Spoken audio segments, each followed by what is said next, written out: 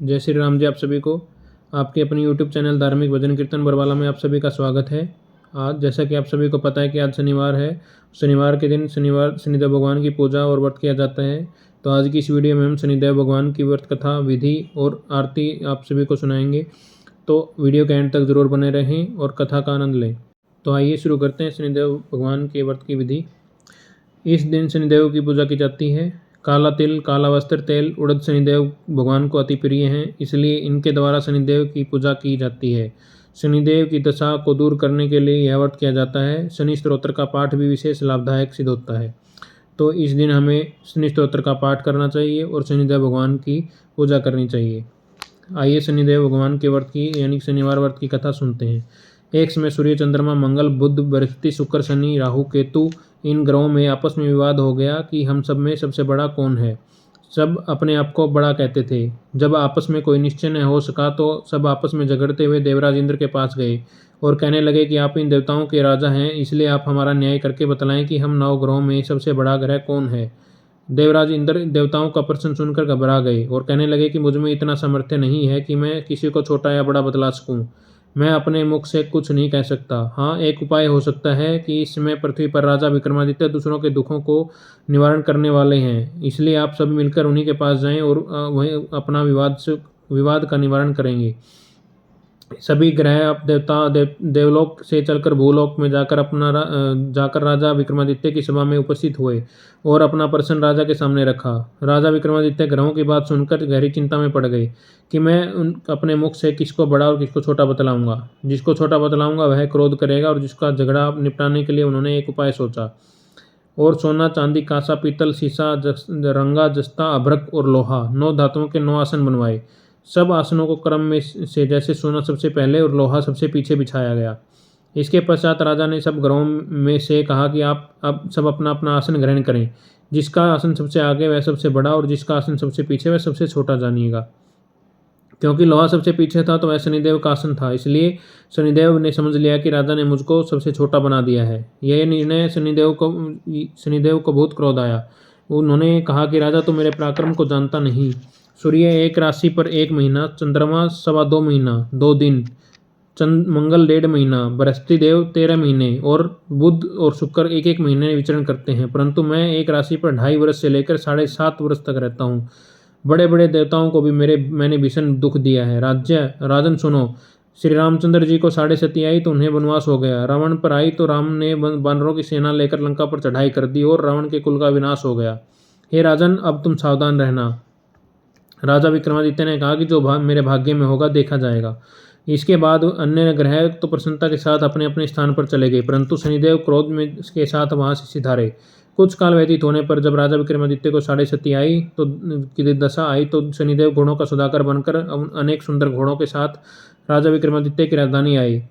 जब राजा ने घोड़ों के सौदागर के आने की खबर सुनी तो उसने अपने अश्वपाल को अच्छे अच्छे घोड़े खरीदने की आज्ञा दी। अश्वपाल ऐसी अच्छी नस्ल के घोड़े देखकर और उनका मूल्य सुनकर चकित हो गया और राजा की तुरंत ही राजा को खबर दी। राजा विक्रमादित्य उन घोड़ों को देखकर और एक अच्छा सा घोड़ा चुनकर सवारी के लिए उस पर चढ़े। राजा के पीठ पर चढ़ते ही घोड़ा तेजी से भागा। घोड़ा बहुत दूर घने जंगल में जाकर राजा को छोड़ दिया और अंतर्ध्यान हो गया। इसके बाद राजा विक्रमादित्य ने अकेला जंगल में भटकता फिरता रहा। भूख और प्यास से दुखी राजा ने भटकते भटकते एक ग्वाले को देखा। ग्वाले ने राजा को प्यास से व्याकुल देखकर पानी पिलाया। राजा ने अंगुली में एक अंगूठी थी, वह अंगूठी उसे निकालकर प्रसन्नता के साथ ग्वाले को दे दी और शहर की ओर चल दिया। राजा शहर में पहुंचकर एक सेठ की दुकान पर जाकर बैठ गया और अपने आपको उज्जैन का रहने वाला तथा अपना नाम विका बतलाया। सेठ ने उसको एक कुलीन व्यक्ति समझकर जल आदि पिलाया। भाग्यवश उस दिन सेठ की दुकान पर बहुत अधिक बिक्री हुई। तब सेठ उसको भाग्यवान पुरुष समझकर भोजन कराने के लिए अपने साथ अपने घर को ले गया। भोजन करते समय राजा विक्रमादित्य ने एक आश्चर्यजनक घटना देखी। जिस खूंटी पर हार लटक रहा था वह खूंटी उस हार को निगल रही थी। भोजन के पश्चात जब सेठ कमरे में आया तो उसने कमरे में हार नहीं मिला। उसने यही निश्चय किया कि सिवाय विका के और कोई इस कमरे में नहीं आया, अतः अवश्य ही इसने ही हार चोरी किया है। परंतु विका ने हार लेने से मना कर दिया। इस पर 5-7 आदमी उसको पकड़कर नगर फौजदार के पास ले गए। फौजदार ने उसको राजा के पास सामने उपस्थित कर दिया और कहा कि यह आदमी भला प्रतीत होता है, चोर मालूम नहीं होता। परंतु सेठ का कहना है कि इसके सिवा और कोई घर में आए ही नहीं, इसलिए अवश्य ही इसी ने चोरी की है। राजा ने आज्ञा दी कि इसके हाथ पैर काटकर चुरंगिया किया जाए। राजा की आज्ञा का तुरंत पालन किया गया और बीका के हाथ पैर काट दिए गए। कुछ काल व्यतीत होने पर एक तेली उसको अपने घर ले गया और उसको कोलू पर बैठा दिया। उस बीका उस पर बैठा हुआ अपनी जुबान से बैल हाँकता रहा। इस काल में राजा की सन्नी की दशा समाप्त हो गई। वर्षा ऋतु के समय वह मल्हार राग गाने लगा। यह राग सुनकर उस शहर के राजा की कन्या मन भावनी उस राग पर मोहित हो गई। राजकन्या के ने राग गाने वाले की खबर सुन लाने के लिए अपनी दासी को भेजा। दासी सारे शहर में घूमती रही। जब वह तेली के घर के निकट पहुंची तब वो क्या देखती है कि तेली के घर में चुरंगिया राग गा रहा है। दासी ने लौटकर राजकुमारी को सब वृत्तांत सुना दिया। बस उसी क्षण राजकुमारी मनभावनी ने अपने मन में यह प्रण कर लिया कि चाहे कुछ भी हो जाए वह चुरंगिया के साथ ही विवाह करेगी। प्रातःकाल होते ही सब दासी ने राजकुमारी मनभावनी को जगाना चाहा तो राजकुमारी अनशन पर व्रत लेकर पड़ी रही। दासी ने रानी के पास जाकर राजकुमारी के न उठने का वृत्तांत बताया। रानी ने वहां आकर राजकुमारी को जगाया और उसके दुख का कारण पूछा। राजकुमारी ने कहा कि माताजी, मैंने यह प्रण कर लिया है कि तेली के घर में जो चुरंगिया है उसी के साथ विवाह करूंगी। माता ने कहा, पगली तू यह क्या कह रही है? तुझे किसी देश के राजा के साथ परिणाया जाएगा। परिणाया यानी कि उसका विवाह किया जाएगा। कन्या कहने लगी कि माताजी, मैं अपने प्रण नहीं तोड़ूंगी। माता ने चिंतित होकर यह सब बात महाराज को बताई। महाराज ने भी आकर उसे समझाया कि मैं अभी देश देशांतर में अपने दूत भेजकर सुयोग्य, रूपवान एवं बड़े से बड़े गुणी राजकुमार के साथ तुम्हारा विवाह करूंगा। ऐसी बात सुनकर तुम्हें कभी नहीं विचारनी चाहिए। परंतु राजकुमारी ने कहा कि पिताजी, मैं अपने प्राण त्याग दूंगी, परंतु किसी और से विवाह नहीं करूंगी। यह सुनकर राजा ने क्रोध में आकर, यदि तेरे भाग्य में ऐसा ही लिखा है तो तेरी जैसी इच्छा वैसा कर। राजा ने तेली को बुलाकर कहा कि तेरे घर में जो चुरंगिया है उसके साथ मैं अपनी कन्या का विवाह करना चाहता हूँ। तेली ने कहा कि महाराज, ये कैसे हो सकता है? कहाँ आप हमारे राजा और कहाँ एक नीच तेली? राजा ने कहा कि भाग्य के लिखे को कोई नहीं टाल सकता। अपने घर जाकर विवाह की तैयारी करो।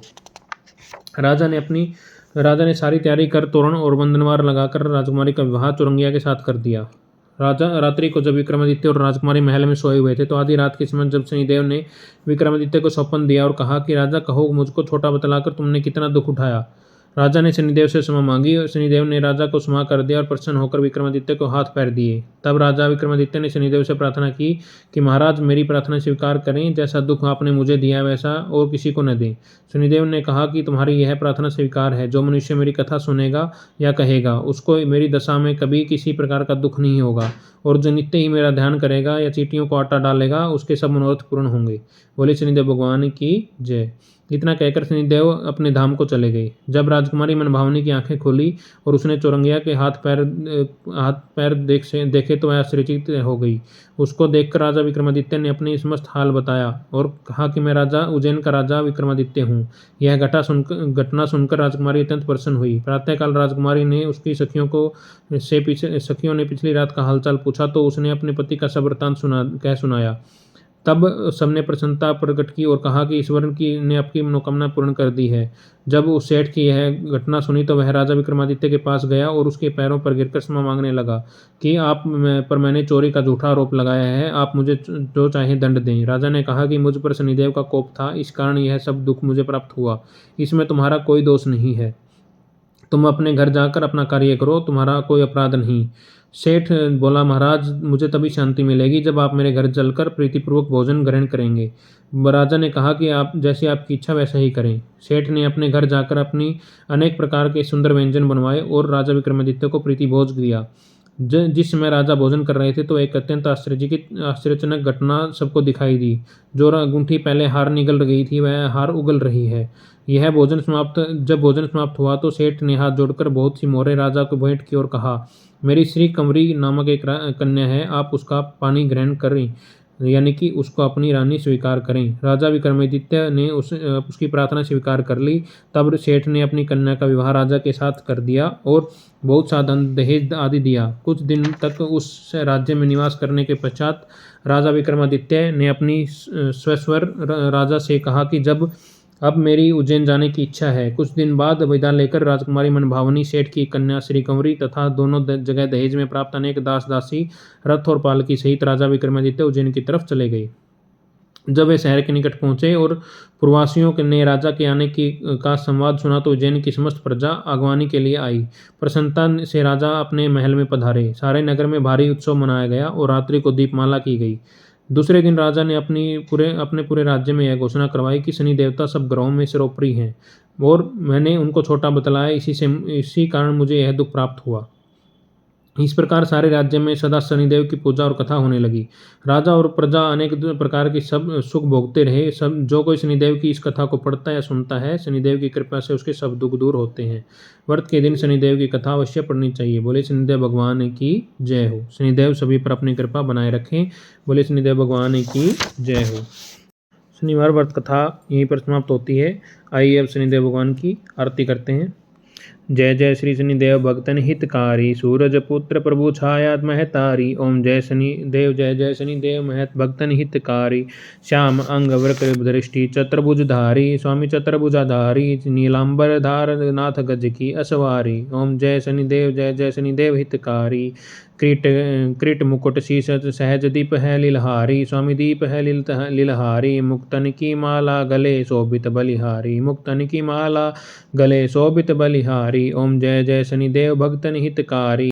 मोदक मिष्ठान पान चढ़त है सुपारी, स्वामी चढ़त है सुपारी। लोह तिल तेल उड़त महिषी अति प्यारी, स्वामी महिषी अति प्यारी। ओम जय जय श्री शनिदेव भक्तन हितकारी, स्वामी भक्तन हितकारी। देव धनुज ऋषि मुनि सुमिरत नर नारी, स्वामी सुमिरत नर नारी। विश्वनाथ दरत ध्यान शरण है तुम्हारी, स्वामी शरण है तुम्हारी। जय जय जय श्री शनिदेव भक्तन हितकारी, स्वामी भक्तन हितकारी। सूरज पुत्र प्रभु छाया महतारी। ओम जय जय श्री शनिदेव भक्तन हितकारी, स्वामी भक्तन हितकारी। बोले शनिदेव भगवान की जय हो।